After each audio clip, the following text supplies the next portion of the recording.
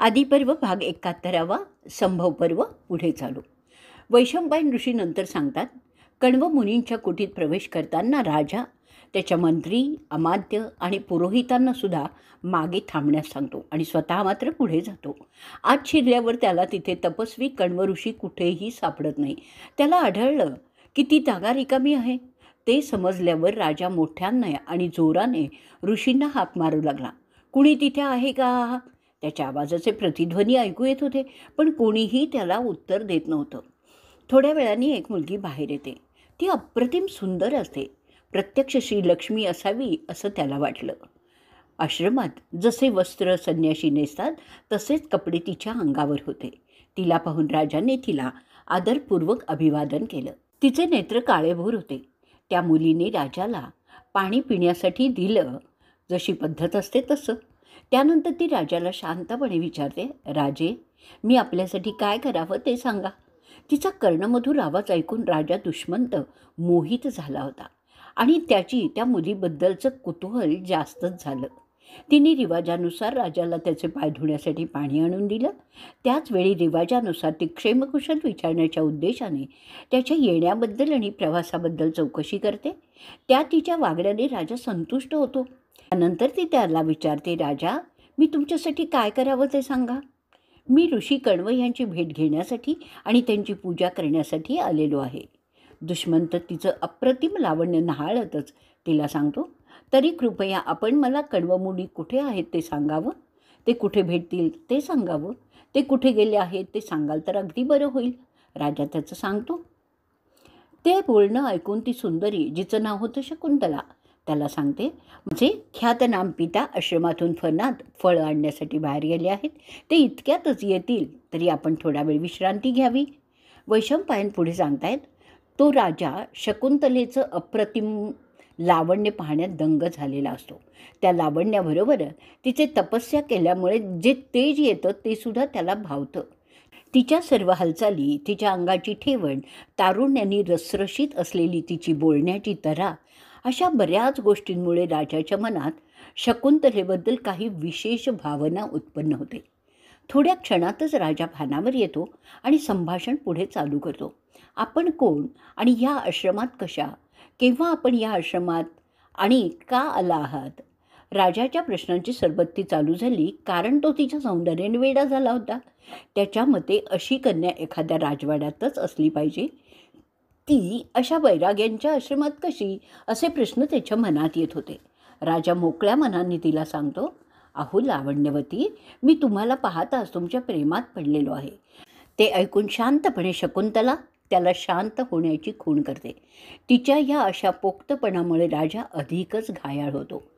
राजाची तिच्याबद्दलची उत्सुकता अधिकच वाढते आणि तो तिला विचारतो, मला समजून घ्यायचं आहे की आपण या आश्रमात कशा. त्याची उत्सुकता शकुंतलेला समजते, परंतु ती संयमाने त्याला सांगते, अहो राजे, मी कण्व मुनींची कन्या आहे. मग मी इथे नसणार, नाहीतर कुठे? असा प्रतिप्रश्न ती राजाला विचारून त्याचं समाधान करते. राजा ते ऐकून आश्चर्य करतो, कारण त्याच्या माहितीनुसार कण्व पूर्ण ब्रह्मचारी आहेत. मग त्यांच्या वीर्यातून कसं कोणी जन्मू शकतं, अशी शंका त्याला पडते. राजा त्याच्या मनातली ही शंका तिला बोलून सांगतो आणि एका परीने तो तिच्या बोलण्याला मानत नाही असं दाखवतो. राजा तिला ती खोटे बोलते आहे असं एक परीने सुचवतो. ते ऐकून शकुंतला त्याच्या मनातली शंका रास्त असल्याचं दर्शवत सांगते, अहो राजे, मला जे माझ्या जन्माबद्दल ऋषींनी सांगितलं ते त्यांच्या शब्दात तुम्हाला सांगते, म्हणजे तुमच्या मनातली शंका पूर्णपणे दूर होईल. शकुंतला राजाला सांगायला लागते, विश्वामित्र ऋषी घोर तपस्येत असताना त्यांची तपस्या भंग करण्यासाठी इंद्राने मेनकेला त्यांच्याकडे पाठवलं होतं, कारण इंद्राला विश्वामित्रांचं सामर्थ्य अधिक वाढू नये असं वाटत होतं. विश्वामित्रांच्या त्या घोर तपश्चर्येमुळे इंद्राचं स्थान डळमळीत होईल अशी त्याला भीती वाटत होती. विश्वामित्रांची तपस्या मोडून काढण्यासाठी तो स्वर्गातील अप्सरेला पाठवण्याचं ठरवतो आणि तो इंद्र त्याची ती भीती मेनकालाही सांगतो आणि तिला विश्वामित्रांचं तपोभंग करण्याची विनंती करतो. ते ऐकून मेनका इंद्राला सांगते, अहो शक्र, विश्वामित्र हे एक महान ऋषी आहेत. त्यांच्या क्रोधाची कल्पना आपल्याला आहे. तुम्हीसुद्धा त्याच्या ताकदीला आणि रागीटपणाला घाबरता. मग अशात माझा बळी तुम्ही कशासाठी देत आहात? तुम्हाला माहीत आहे की विश्वामित्राने कसं वसिष्ठांच्या मुलाचं रागाच्या भरात बळी घेतलेला आहे. जे जन्माने क्षत्रिय आणि कर्माने ब्राह्मण झाले, अशा महान ऋषीच्या रागाची मी बळी ठरेल, त्यापासून तुमच्याकडे काही संरक्षण आहे का? हे असे यती आहेत ज्याने केवळ अर्घ्य देण्यासाठी एक कौशिकी नावाची पवित्र नदी उत्पन्न केली, जिला कोणीही बांध घालू शकत नाही. ज्यांनी त्याच्या पत्नीला तिच्या कष्टाच्या क्षणी आधार दिला, त्या मतंग म्हणजे त्रिशंकू ऋषींचे ते उपकार फेडण्यासाठी विश्वामित्र स्वतः त्यांचे पुरोहित झाले. तो भयंकर दुष्काळ संपल्यावर ते त्यांच्या आश्रमात परत आले, जो कौशिकीच्या किनाऱ्यावर होता. नंतर त्याने त्या नदीचं नाव परा असं ठेवलं. ज्यांनी रागाच्या भरात एक नवीन विश्व उत्पन्न केलं, त्यात असंख्य श्रवणासारखे तारे निर्माण केले. त्याच्या भयाने आपण स्वतः अमृत पिण्यासाठी धडपडत होता. ज्यांनी त्रिशंकूला त्याच्या शापापासून संरक्षण दिलं आहे. अशा प्रखर शक्ती असलेल्या साधूच्या भानगडीत मी पडू इच्छित नाही. आता तुम्हाला सांग, मेनका इंद्राला विचारते, त्याच्या रागापासून मला तू कोणतं संरक्षण देऊ शकतोस ते आधी सांग. तू माझं संरक्षण कशा आणि कोणत्या प्रकारे या रागीट ऋषींपासून करणार आहेस? तुला माहीत आहे की त्यांच्या एका शापाने तीनही जग म्हणजे स्वर्ग, पृथ्वी आणि पाताळ जाळून टाकू शकतो. सर्व पृथ्वीचा थरथराट होऊ शकतो. तो महान मेरू पर्वताला पृथ्वीवर आपटून लांब कुठेतरी फेकू शकतो. पृथ्वीच्या 10ही दिशांची फेरी तो एका क्षणात करू शकतो. ज्याचं मुख एखाद्या जळणाऱ्या यज्ञकुंडासारखं आहे. ज्याचे 2 डोळे जणू एक चंद्र आणि एक दुसरा सूर्य आहे. ज्याची जीभ साक्षात यमच आहे.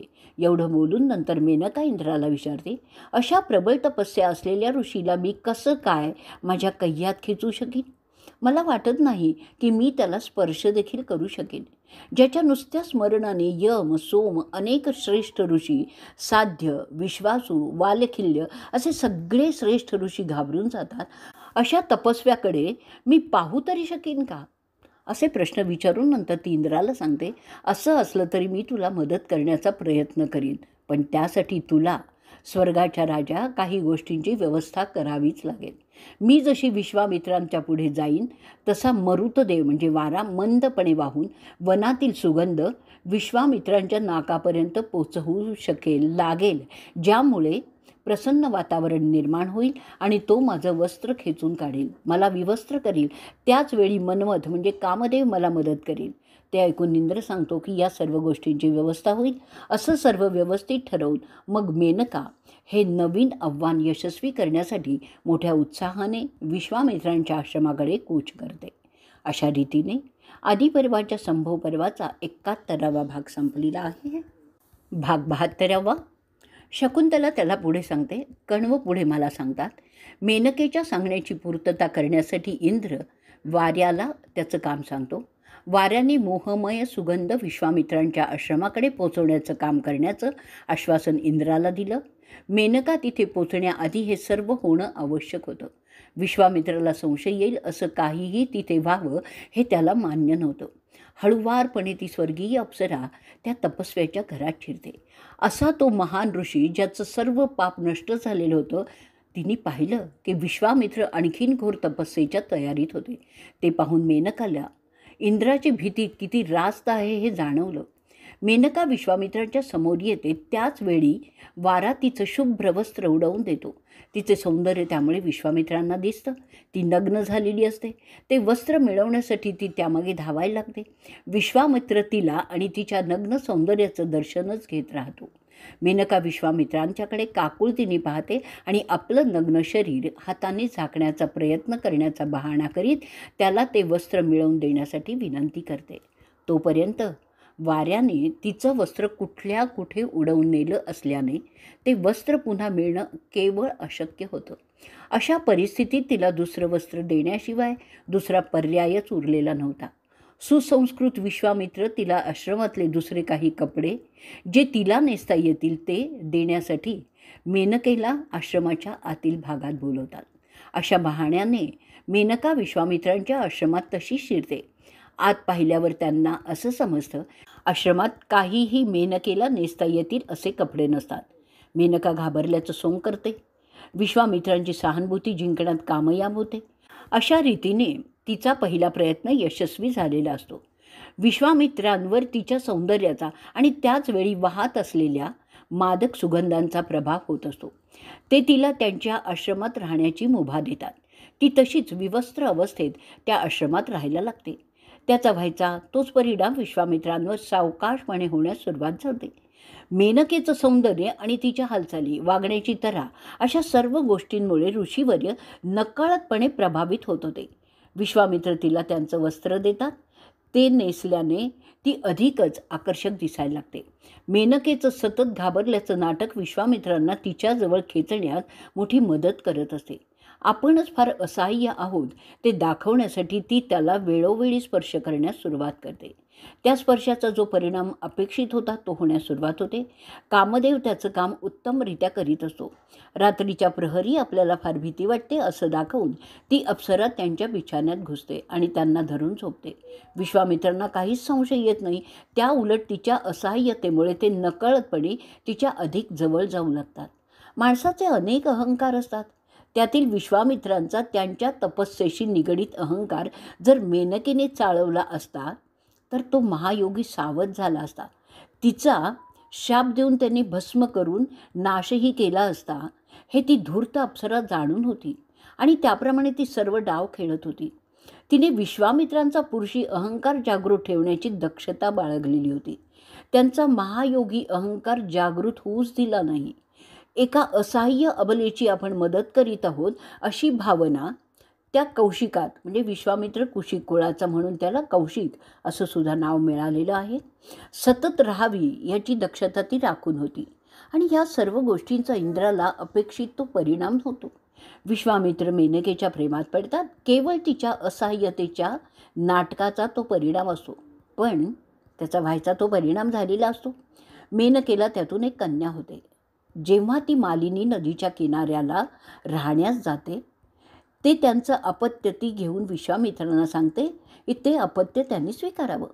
विश्वामित्रांना त्यांचा तपोभंग झाल्याचं त्यावेळी लक्षात येतं. इंद्राचा उद्देश सफल झालेला असतो. उशिरा विश्वामित्रांना इंद्राचा डाव समजतो, पण आता त्याचा काहीच उपयोग नसतो, कारण विश्वामित्रांचं तपोसामर्थ्य त्या संभोगामुळे कमी झालेलं असतं. त्याचं इंद्राला त्याच्या स्थानातून खाली खेचण्याचं उद्दिष्ट संपुष्टात आलेलं असतं. मेनका त्या कन्यारत्नाला त्या मालिनी नदीच्या किनाऱ्यावर जंगलात जिथे हिंस्त्र श्वापदांचा वावर असतो तेच तिथे सोडून स्वर्गात निघून जाते. ते स्वर्गीय अपत्य हिंस्त्र श्वापदांच्या आहारी जाऊ नये म्हणून ब्रह्मदेव शुक्तांना म्हणजे गिधाडांना त्याचं संरक्षण करण्याचं सांगतो. एवढं सांगून त्यानंतर शकुंतला दुष्मंत राजाला सांगते की तिला तिचे पिता सांगतात की ते त्या मालिनी नदीच्या किनाऱ्यावर अर्घ करण्यासाठी गेले होते, कारण त्यांचा आश्रम तिथून जवळच होता. तिथे ते मला त्या अवस्थेत पडलेली पाहतात. कण्वमुनी तिथे आल्यावर ती पहारा करणारी गिधाडं निघून जातात. कण्वमुनी मला उचलतात आणि त्यांच्या आश्रमात आणतात आणि तेव्हापासून मी त्यांची कन्या म्हणून त्यांच्याबरोबरच राहत आहे. ही माझी जन्मकहाणी आहे. एवढं सांगून शकुंतला थांबते. एवढं ऐकल्यानंतर दुष्मंत राजाच्या मनातली शंका दूर होते, परंतु त्याला समजत नाही की तिचं नाव शकुंतला का ठेवलं.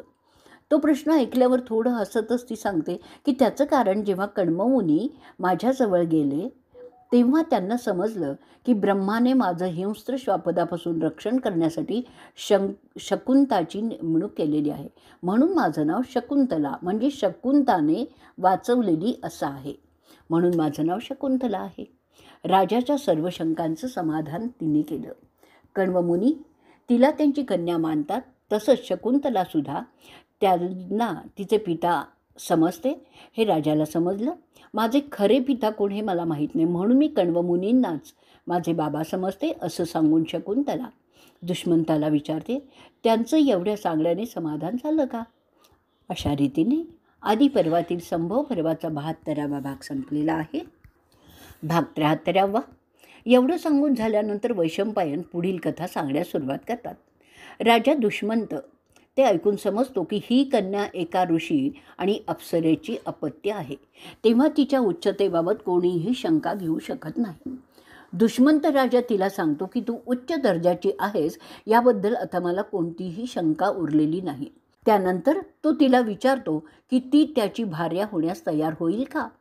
राजा तिला विनंती करतो, जर ती त्याची भार्या होण्यास तयार असेल तर तो तिला उत्तमोत्तम रत्न, सोन्याचे दागिने, रत्न, जवळ जवाहीर, मोती, उंची वस्त्र असं सर्व काही ताबडतोब देऊ शकतो. माझ्याशी लग्न केल्यामुळे ती त्याच्या साम्राज्याची सम्राज्ञी होईल. अहो सौंदर्यवती, आपण गंधर्व विवाह करून नवीन जीवन सुरू करू.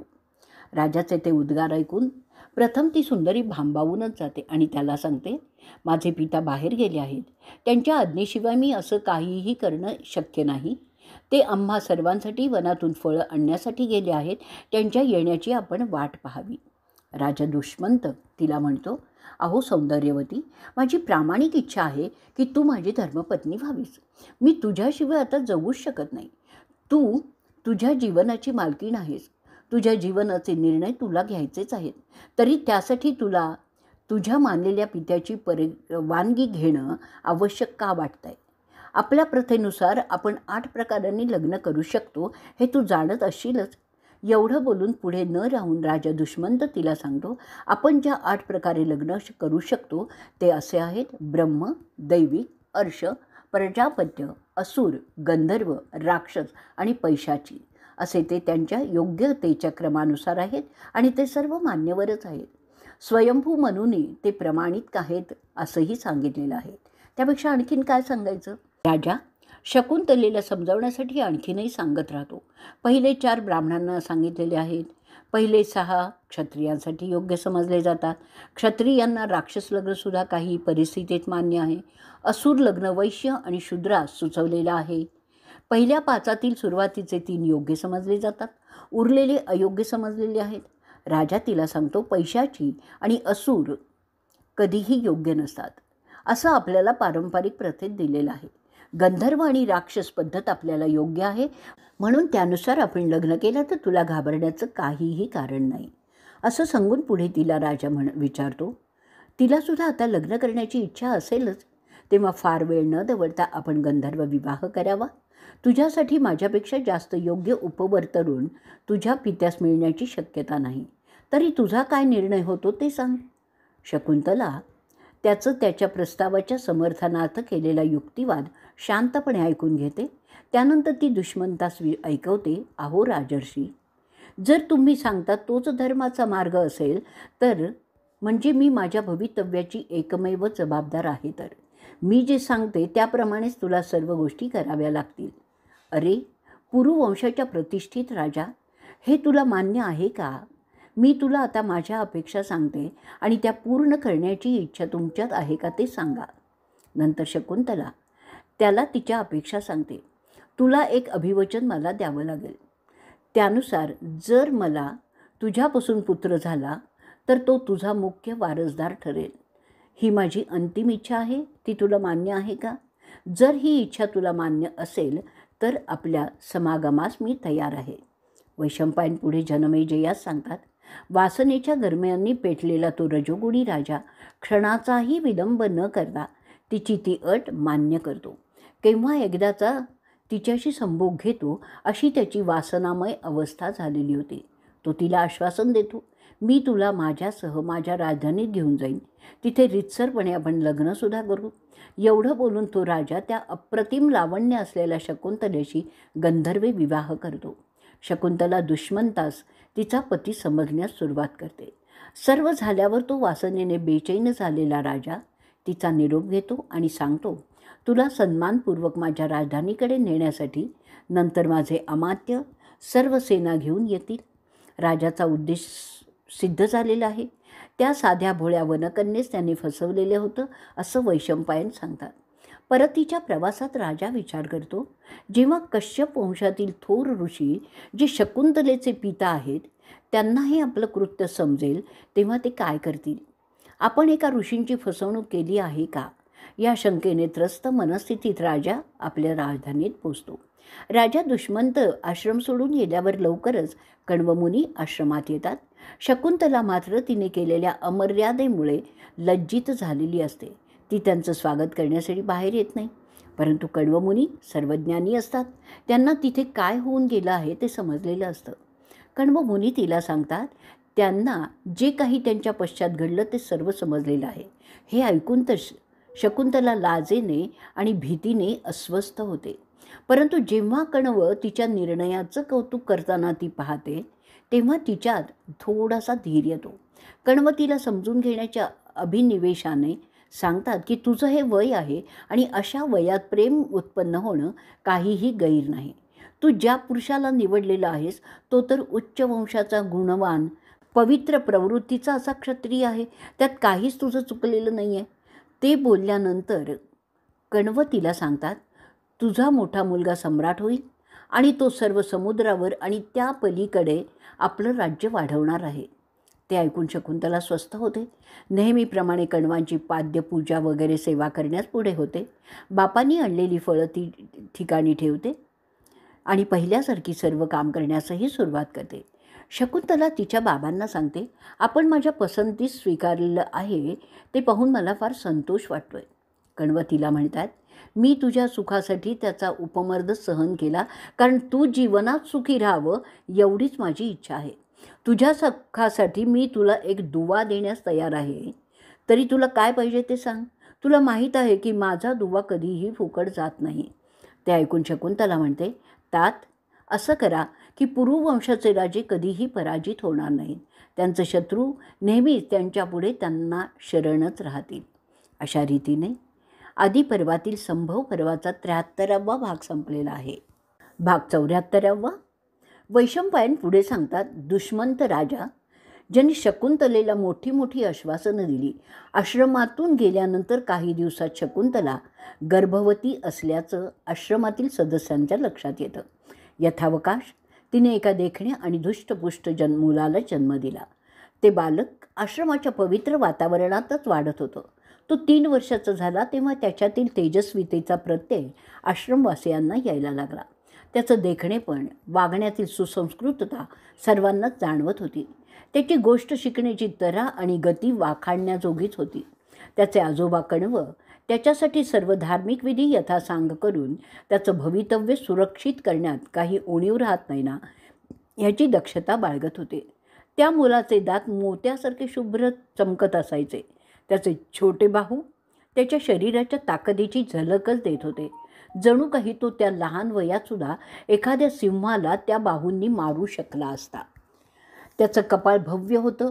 त्याच्या केसांच्या बटा त्याच्या खांद्यावरून रुळत होत्या. जसजसा काळ वाढत होता तसतसा तो स्वर्गीय बालक अधिकाधिक शक्तिमान आणि गुणवान असा वाढत होता. त्याच्या शरीरावरील शुभ लक्षणं स्पष्ट दिसत होती. त्याच्या वयाच्या मानाने त्याची होणारी वाढ लक्षणीयच होती.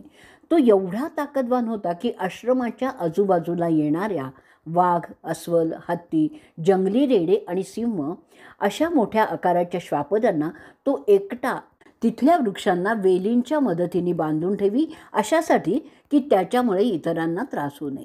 तो आश्रमातील इतर मुलांशी खेळून त्यांच्या आनंदात भरच घालीत असे. एकंदरच तो सर्वांचा प्रिय असा आश्रमवासी झाला होता. आश्रमवासियांनी त्याचं नाव अनेक गुण पाहून ठेवलेलं होतं, सर्वदमन.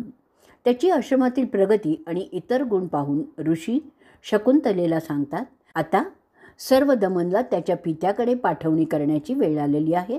सर्वदमनची शारीरिक ताकद पाहून कण्वमुनी आपल्या शिष्यांची सल्लामसलत करून असा निर्णय घेतात की शकुंतला आणि सर्वदमन दोघांना घेऊन त्यांच्या शिष्यांनी दुष्मंत राजाकडे जावं, त्यांना त्याच्या सुपूर्द करावं. शुभमुहूर्त पाहून त्याच्या पाठवणीची ते तयारी करू लागले. आश्रमातील काहींना शकुंतला आणि सर्वदमन यांची इतकी सवय झालेली होती की त्या लोकांनी त्यांना पाठवण्याच्या निर्णयाला विरोधच केला.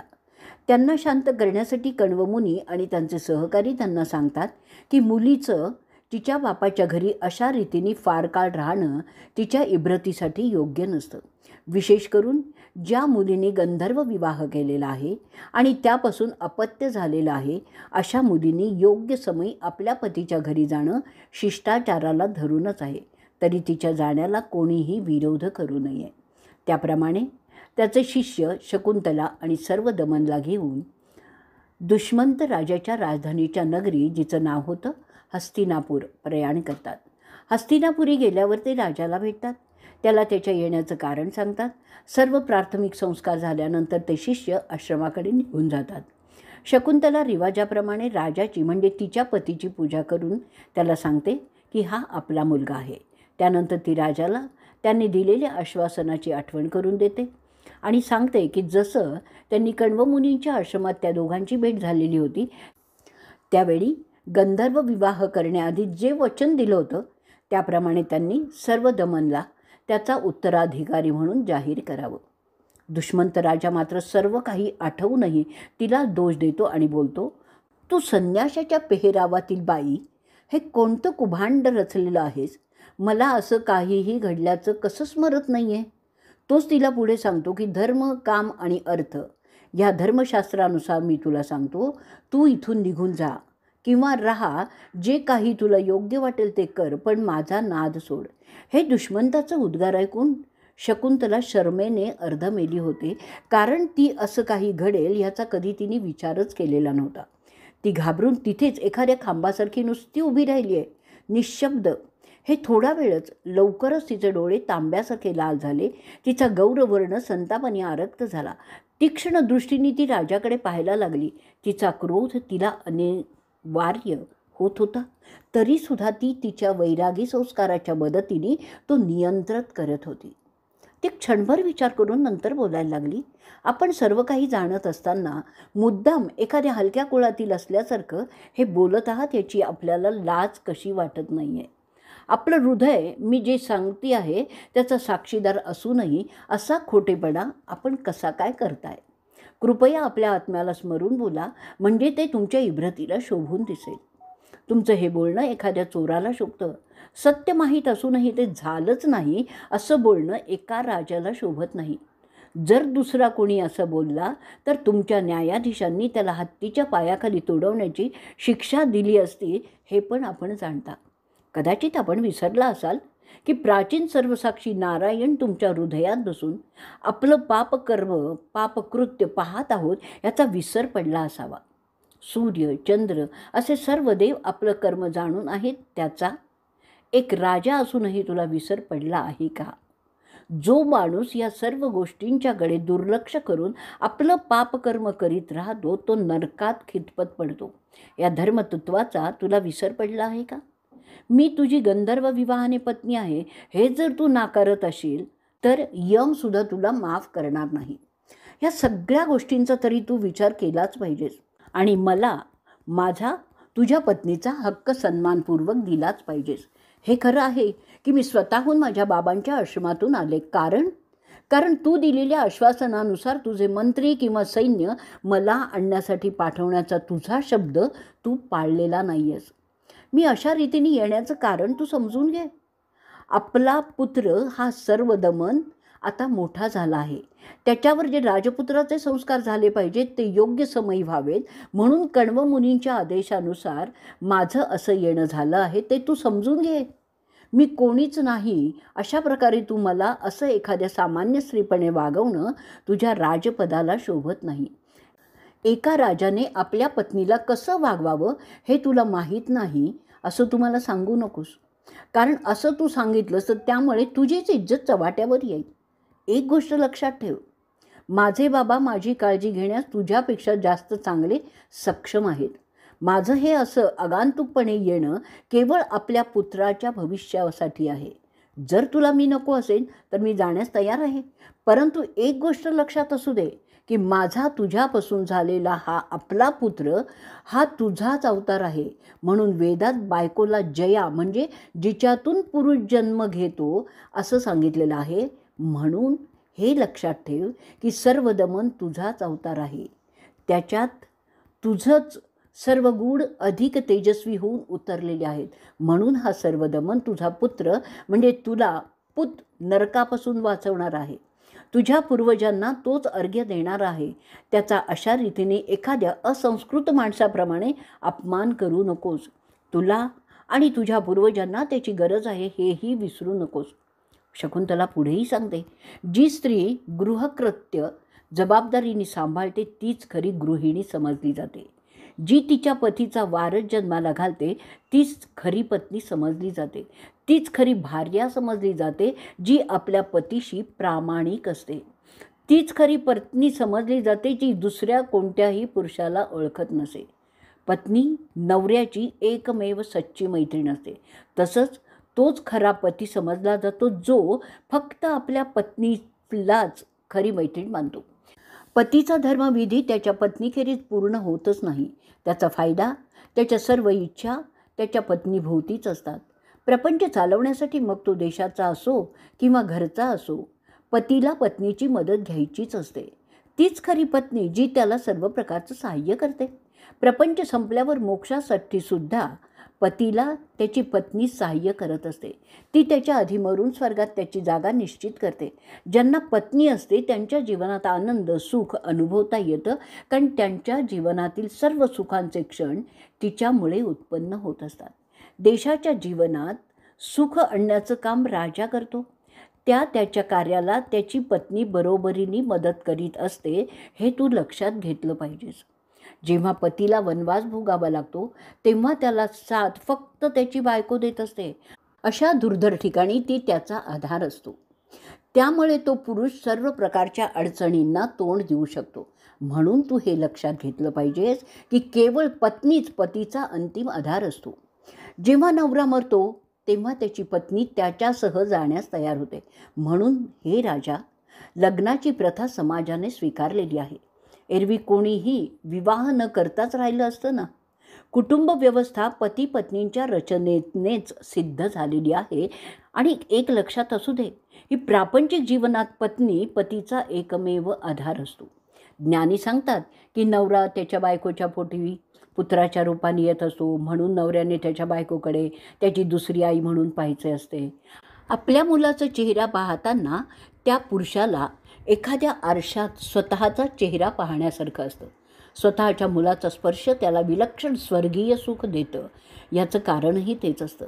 जीवनातील त्रस्त करणाऱ्या घटनांपासून त्याला सुटका मिळते जेव्हा तो त्याच्या पत्नीबरोबर असतो.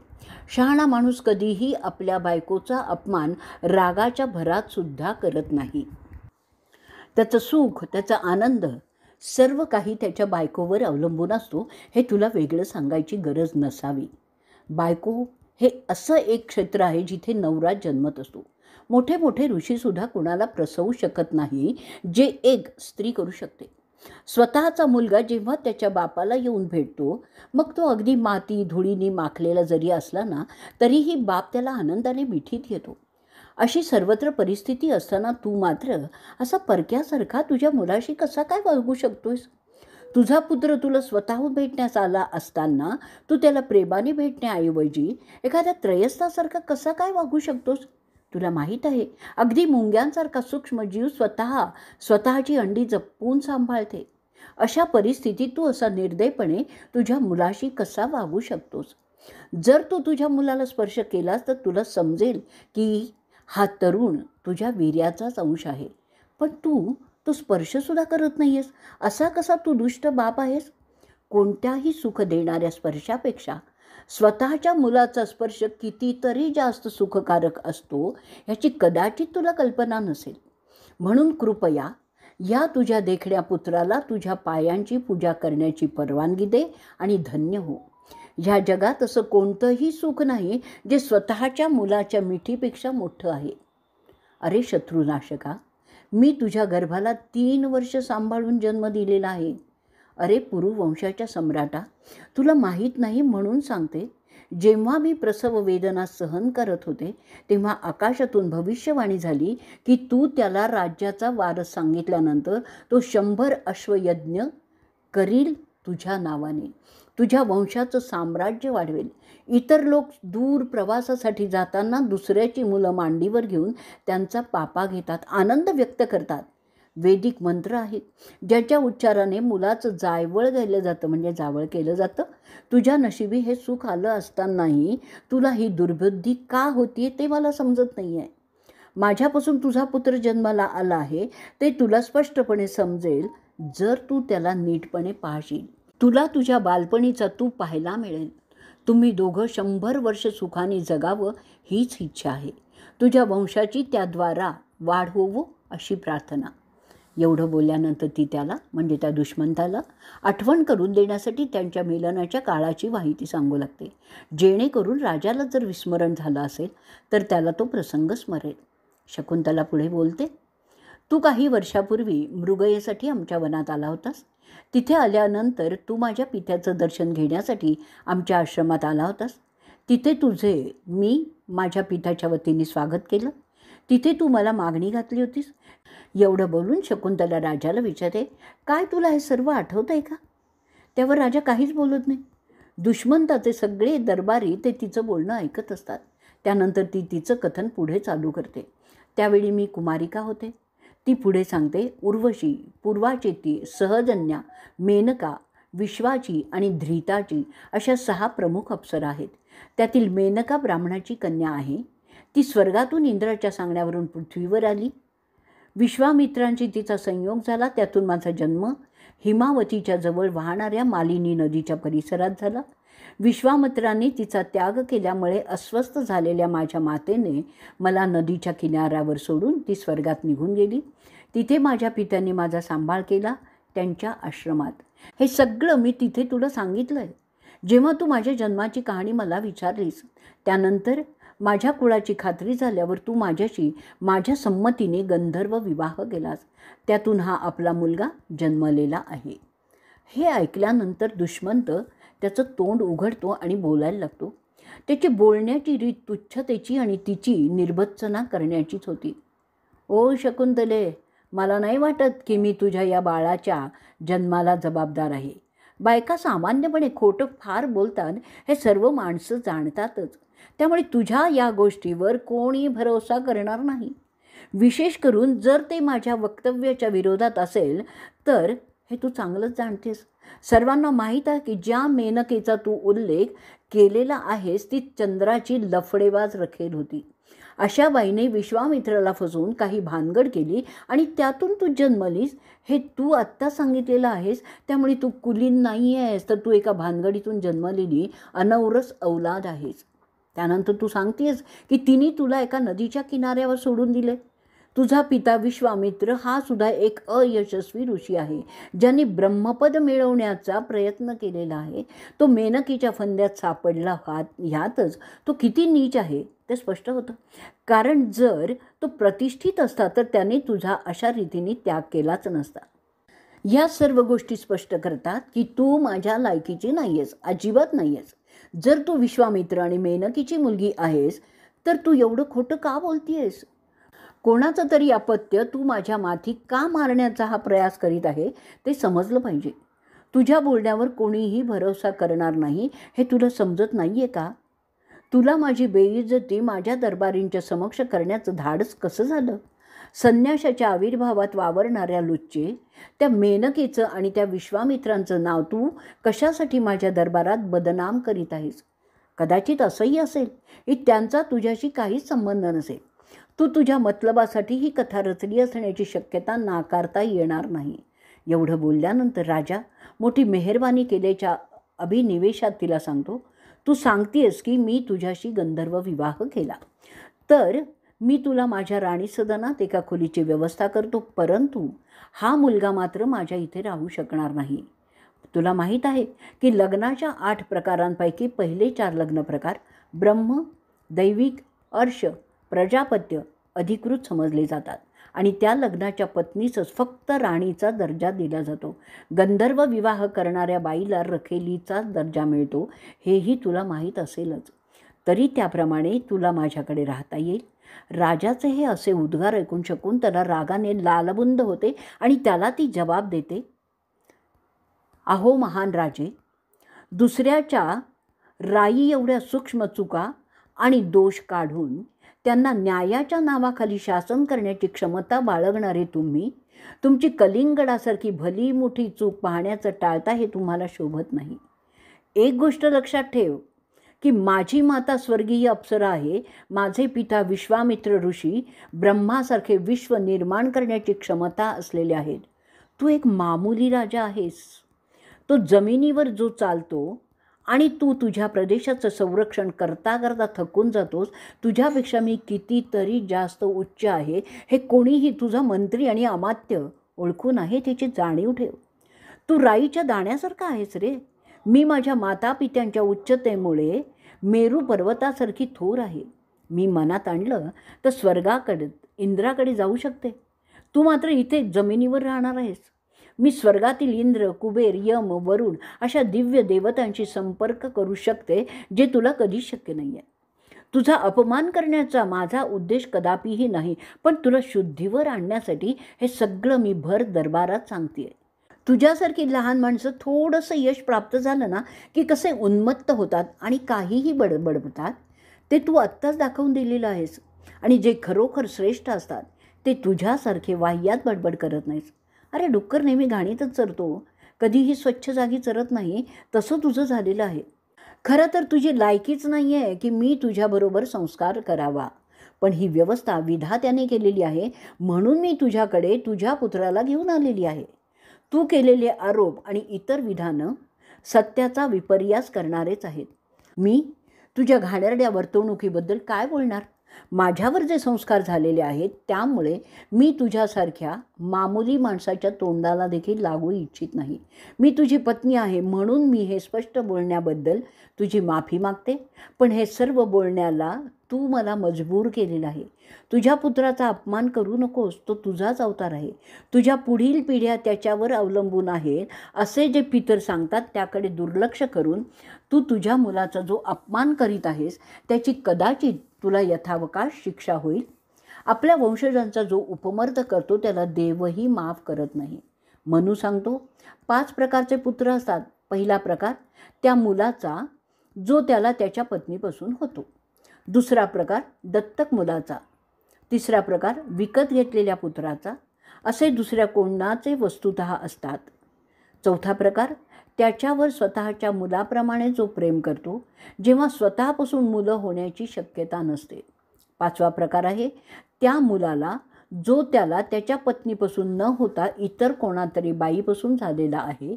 सर्व पुत्र त्याच्या पित्याच्या वंशाचे संरक्षण करणारेच असतात, म्हणूनच त्याला पुत्र असं म्हणतात. ही सर्व मुलं पित्याला नरकात जाण्यापासून बचाव करतात. त्यांच्या कर्तव्य दक्षतेने तेच प्रत्येक पुत्राचं कार्य असतं. अनेक यज्ञ करून जे मिळत नाही ते एका पुत्रामुळे पित्याला मिळतं. हे तुला माहीत नाही असं खोटं तू मला सांगू नकोस. सर्व वेदाच्या अभ्यासापेक्षा खरं बोलणं जास्त श्रेष्ठ समजलं जातं.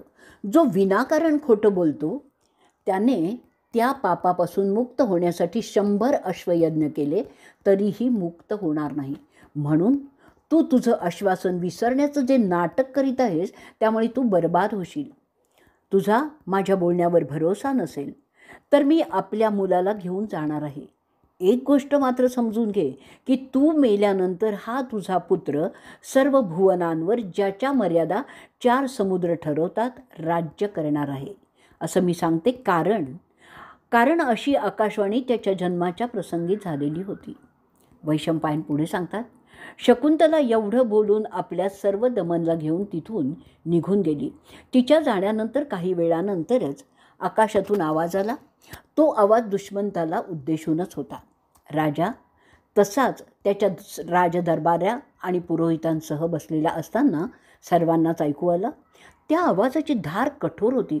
जणू काही तो आवाज ज्यांचा होता ती शक्ती राजाला चेतावणीच देत होती. अरे दुष्मंता, तू तुझ्या पुत्राचा अपमान करत आहेस, शकुंतलेचा तू अवमान करीत आहेस. या सर्व गोष्टी तुझ्या नाशाला कारणीभूत ठरू शकतात. तुझे पूर्वज तुला ताकीद देत आहेत की तू ताबडतोब तुझी चूक स्वीकारावीस आणि त्यांना सन्मानपूर्वक त्यांचा हक्क द्यावास.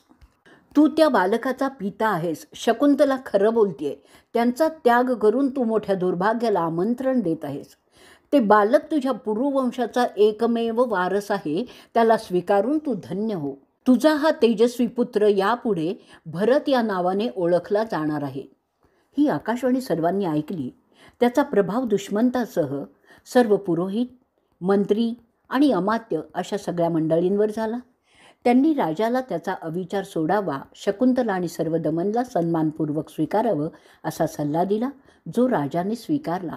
राजांनी जाहीर केलं की तो त्याचा उत्तराधिकारी म्हणून सर्वदमनला स्वीकारतो आणि यापुढे शकुंतला त्याची पट्टराणी होईल. असं जाहीर केल्यानंतर राजा दुष्मंताने त्याचे शकुंतलेशी जे वागणं होतं त्यामागील कारण स्पष्ट केलं. आकाशवाणीमुळे सर्व मामला स्पष्ट झाला आणि ते दोघेही खरे आहेत हे स्पष्ट झालं. परंतु जर राजाने असंच तिच्या बोलण्यावरून त्यांना स्वीकारलं असतं तर त्याला त्याच्या प्रजेच्या संशयी नजरेला तोंड द्यावं लागलं असतं. हे स्पष्टीकरण सर्वांना योग्य वाटलं. वैशंपायन आता पुढे सांगतायत की आकाशवाणीच्या ग्वाहीने सर्व शंका कुशंका नाहीशा झाल्या.